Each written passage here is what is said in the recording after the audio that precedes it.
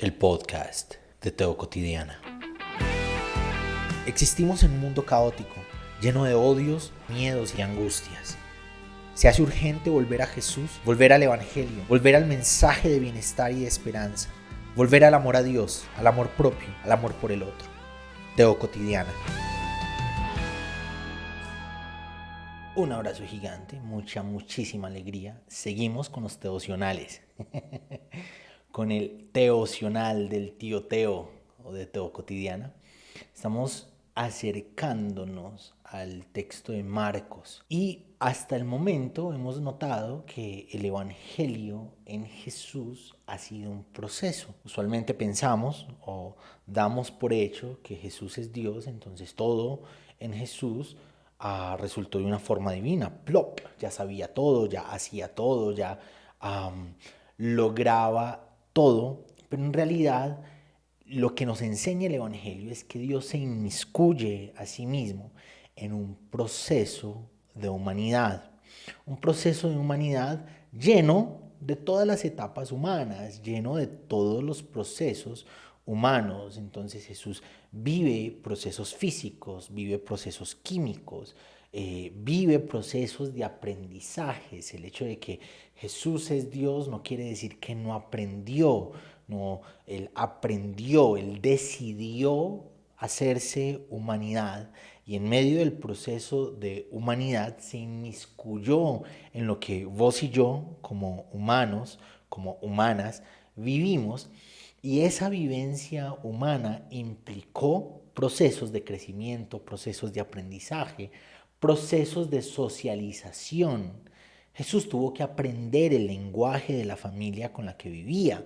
No es como que sabía la lengua y punto, ¿no? Jesús balbuceaba, ¿no? Primero lloraba para todo, primero pedía todo llorando. Si tenía hambre, lloraba. Si tenía el sucio, el pañal, lloraba. Si necesitaba afecto, cariño, cercanía, solventar las necesidades emocionales, pues lloraba. Y poco a poco iba aprendiendo a hablar, iba aprendiendo a expresar, primero a balbucear, luego a decir sílabas, palabras específicas. Sabrá Dios qué fue su primera palabra o si su primera palabra fue tan importante como nosotros le damos importancia a nuestras primeras palabras, a las primeras palabras de nuestros hijos. Hoy, mi hijo dijo papá. Pero cuando dijo papá, mi hijo se estaba refiriendo a ambos, a papá y a mamá. La miraba a ella y le decía papá, me miraba a mí y me decía papá. Cada etapa de la vida de Jesús, cada momento de desarrollo del Evangelio, cada realidad en la historia de salvación que se presenta a partir de la buena noticia que nos plantea Jesús, se da en procesos progresivos, se da en procesos de humanidad individuales, ¿cierto? Las emociones de Jesús, el pensamiento, la psique de Jesús tiene un proceso, ¿no? Jesús como persona, como un elemento de la economía de su familia y de su época, tiene un proceso.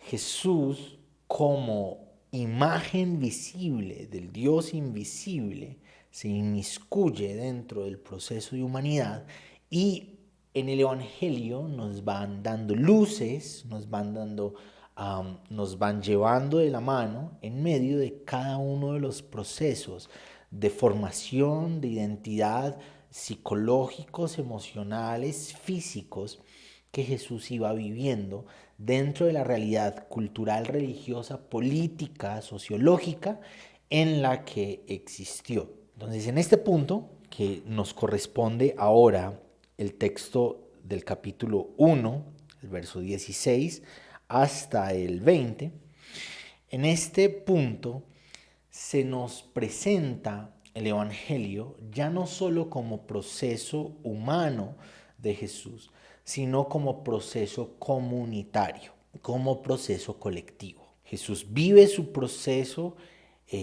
tiene un encuentro con Dios, con las prioridades, es tentado por el demonio, por Satanás, por el contrario, en el desierto, esa tentación lo lleva a reorganizar sus prioridades en la vida, viene con las prioridades organizadas, empieza su ministerio, el planteamiento, el llamado al arrepentimiento y el planteamiento de que el reino de Dios no es algo que va a venir, no es algo a donde vamos a ir, ya llegó, ya está aquí.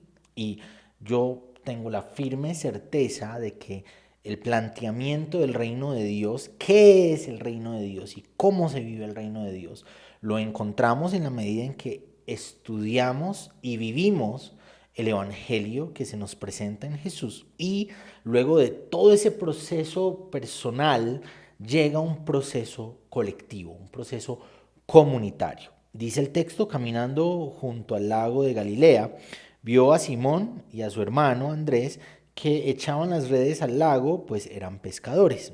Jesús les dijo: vengan conmigo y los haré pescadores de hombres.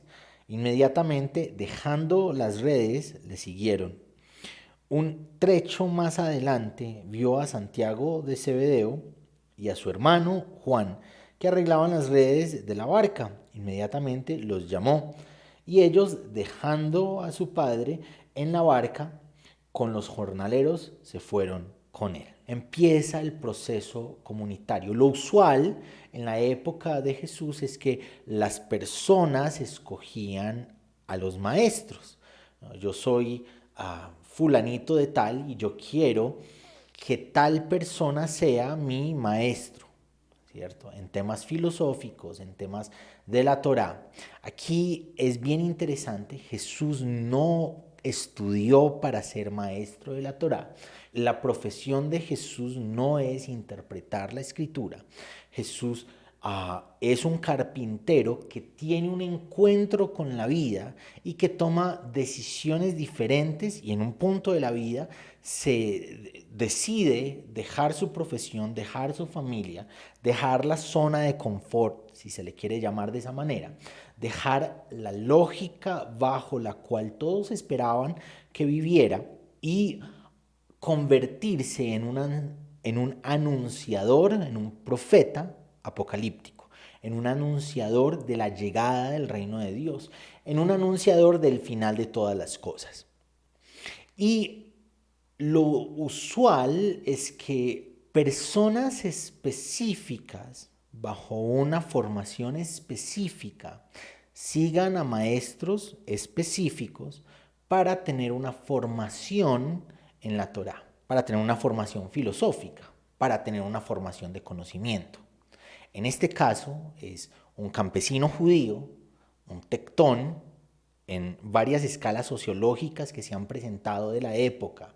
Encontramos que tectón está por debajo del campesinado en términos sociológicos. En términos económicos, el tectón está arriba solo de la mendicidad. Jesús está a un paso de la mendicidad con la profesión que ejecuta desde la niñez, que aprendió de su papá, y es un aldeano del norte, de una aldea que no es muy reconocida, de una aldea escondida, de una aldea de donde no salen cosas muy buenas. ¿Acaso puede salir algo bueno de Nazaret? Por ahí en alguno de los relatos se nos va a contar que decían: Jesús, alguien de Nazaret, un tectón, alguien con no muchos recursos, decide convertirse en un anunciador del reinado de Dios que ya está aquí, que ya llegó. Tiene un encuentro personal con la voz de Dios que le hace saber: vos sos mi hijo amado en el que tengo complacencia. Jesús tiene un encuentro en el que reorganiza sus prioridades de vida, y luego de reorganizar las prioridades de vida frente a la tentación del Satán, el contrario de Dios, baja, anuncia, levanta una anunciación del reinado de Dios que ha venido, invita a las personas a mirar el mundo de una forma diferente, desde una percepción, desde un panorama completamente distinto al que están acostumbrados. Arrepiéntanse, cambien la forma de entender la vida, de entenderse en el mundo, de entender a los demás, y viene y escoge a otros campesinos, a otros pescadores, a otras personas de una categoría muy básica, ¿no? Personas de la escala social de base. Y es en torno a este proyecto comunitario que el reino de Dios empieza a tomar forma o empieza a visibilizarse de una manera más masiva. El reinado de Dios, la buena noticia, el legado de Dios que Dios quiere enseñar a través de la encarnación del Logos, que es Jesús, toma lugar, se acciona, se hace más visible, más notoria en el encuentro comunitario, en el llamado a otros y a otras para que se junten en este anuncio de que el reino de Dios ha llegado, vive, habita entre nosotros y nosotras, y Jesús en cada acto, en cada enseñanza, en cada anécdota, en cada parábola,